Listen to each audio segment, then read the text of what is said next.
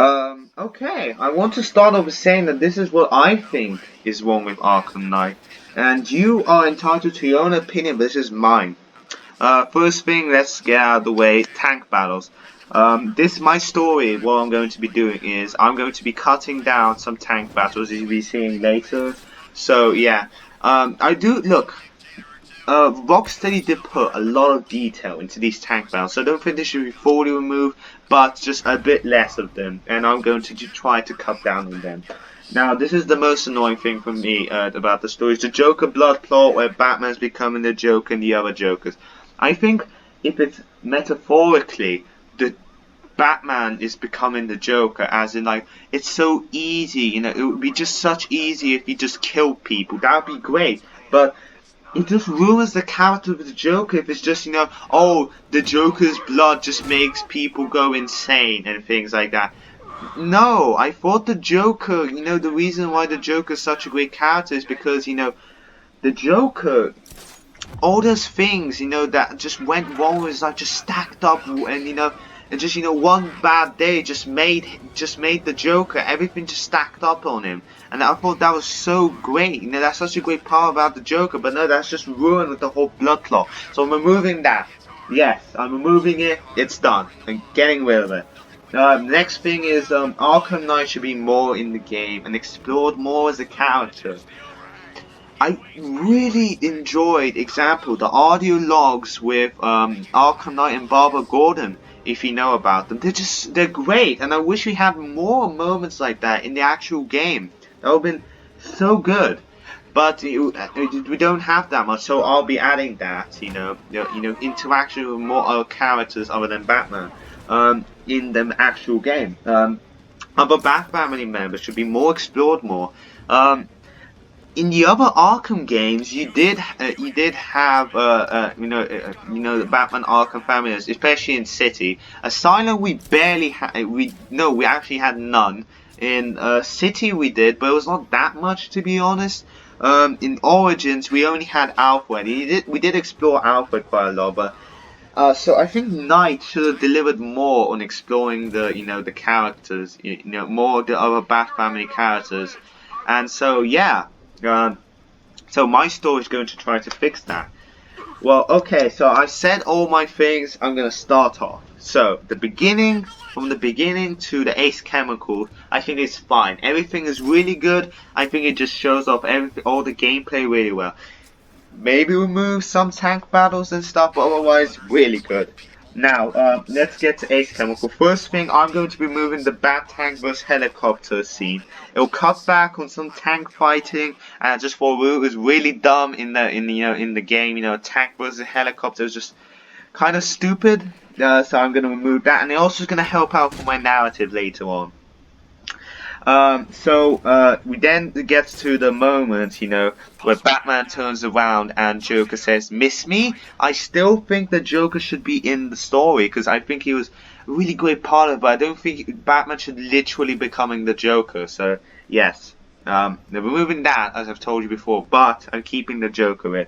So then, instead of, cutting to, before how, Batman is becoming the Joker, we're cutting to, you are playing as Nightwing, and you're trying to stop an arms deal between the Penguin and Black Mask. Nightwing is about to interfere when the Arkham Knight men burst in and kill a lot of Penguin men and Black Mask men. Arkham Knight kills the Penguin. Look, I think that there isn't enough, like the only real character I can think about right now is Poison Ivy, who died in the game. I think the story, I'm not saying the story is safe, it had, some tense moments, but like the fake out, with Barbara Gordon's death or whatever. So yeah, I think more characters should die in the game. I think that's a pretty important part of the game. So yeah. Penguin's gonna die. Now Arkham Knight is going to kill him. Black Mask runs off. As you know, the Arkham Knight kills off, Red Hood kills off Black Mask in the DLC. So I'm gonna keep him alive. For the DLC, he gets to kill him off. So Arkham Knight and Nightwing fight, but Nightwing is about to beat Arkham Knight, but his men surround Nightwing and capture him. The Arkham Knight reveals himself as Jason to Dick. here's the thing, I didn't mention in what I think was wrong with Arkham Knight, but I think the marketing is one of the biggest problems with why the Arkham Knight was so disliked. Saying that the Arkham Knight is an original character, I think was a really poor decision, because he's not an original character, he's just a renamed character, you know, from Red Hood to Arkham Knight. So, and I don't think. Look, in Batman Under the Red Hood movie, it's not that important. It's not that important, you know, to keep suspense, you know, from the audience, you know, who the Red Hood is or whatever. The more important part is how Batman going to react to him finding out that Jason is the Red Hood, and you know that his failure, that he didn't save him. I think that was the more important part, and not oh, who's the Arkham Knight? So yeah, Jason reveals himself to Dick. So then we skip forward, and you know, and then they take Dick away. So we skip forward to we skip forward to Batman exits the Ace Chemical. He goes to tell Jim Gordon that Barbara Gordon's been taken away, and whatsoever, you know. All the Simon Stagg things are great and whatever, so I would like to keep that in. You know, we didn't have no tank fighting up in the air, so I thought that was really great. And the scenery was awesome, so I'm keeping that in. So no stupid Oracle death fake out. Skip to just Batman getting to poison Ivy so they can, fix the car. But it's just so damn stupid if you think about it. Because, how would Scarecrow know what Batman's going to be hallucinating, For all we know, he could have hallucinated that Jason killed himself again in front of him or stuff like that. It's just really stupid. So look, no, Oracle's still not dead. Well, no, she's not gonna die, but okay, don't worry. So, yeah. So then we skip on to that, we get to Poison Ivy. We need to set up all the trees and stuff to get them out. Just a few less tank battles, as I said before. Then, another criticism with the game is we never got the proper Batcave, the full Batcave. And so instead of the Panessa Studios being the hideout in the game, it's going to be the Batcave, the actual Batcave, which is awesome, right? And he goes to research and find the cloudburst. He tells Robin that Oracle has been kidnapped. I thought it was just such a dick move that Batman did not tell Robin. So yeah, he's gonna tell him. So afterwards you get to Founders Island, where he has to take out all the air support and stuff so you can get the Bat Tank in to scan for the cloudburst or whatever. And so you go back to the clock tower afterwards, where Batman is researching for leads, where the cloudburst is, and he finds where Oracle's location is, but Batman has to find the cloudburst. So you play as Warren finding Harley Quinn's hideout in Panessa Studios. I thought Panessa Studios was a great part of the game. Really well done. The scenery was awesome. It was really well done, and I liked it. So I'm keeping that in.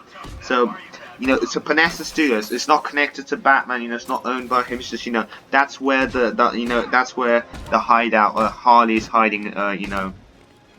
Harley's hiding out Barbara. And yes, so Scarecrow and Harley Quinn are going to be working together. So Scarecrow gives Barbara to Harley Quinn. So Warren fights through Harley's men. But again, it was a trap, and the Arkham Knight militia captured him. Harley wants to kill Robin, because she wants revenge for Mr. J, and but a soldier stops her by locking her up. So yeah, look, you could. I didn't really know how to deal with her, so yeah, she gets locked up. Right. Afterwards, Batman gets the information that Barbara and Nightwing and Tim Drake Robin have been taken by Scarecrow. Then the Batman gets one hallucination flashback to how he lost Jason. That would be great. Because he's like, it's because of me they've been taken, and this is and I remember when I lost Jason. Okay. So from then on, we skip to Scarecrow deploying the cloudburst, because as he's trying to search. And I really love the part Poison Ivy dying to save Gotham, so I'm keeping all that in. Then the police find Jim Gordon's location, and Batman goes there, like in the game. So for the Jason boss battles. No stupid tank battle with Batman vs Jason in the tunnel or whatever, where Batman's Batmobile gets destroyed. That's just dumb. I'm removing it. Just the stealth one, and improve the stealth one. Batman finds Batman finds Gordon's phone. He has been taken as well. Scarecrow attacks GCPD with tanks. So then Batman goes to save GCPD. The tank battle. I thought that was a great part, so I'm keeping that in. And Scarecrow tells where to go to save them. And he goes there. Batman's being taken through the asylum. And meanwhile, we cut to Jason. Becoming. He's the Red Hood. After what happened. Against him. He wants to. He wants to, repay. He wants to, he wants to help out Batman. So, as in with the end of the game. So he goes there and, he fights with the militia in the asylum, which would be great. Missed opportunity. So I'm gonna put it in here. And so then we cut to, Batman hallucination scene where he's become the Joker. I really love that. Keeping that in. And then you go to everything is just the same in the ending. Just maybe remove the stupid hallucination Batman at the end. Just made no sense if you think about it. So yeah, remove that. But yeah, well that's the end of the video then. I think I did a good job at working out how the Batman Arkham games could have been fixed. So yeah, but well yeah. So see ya. Bye.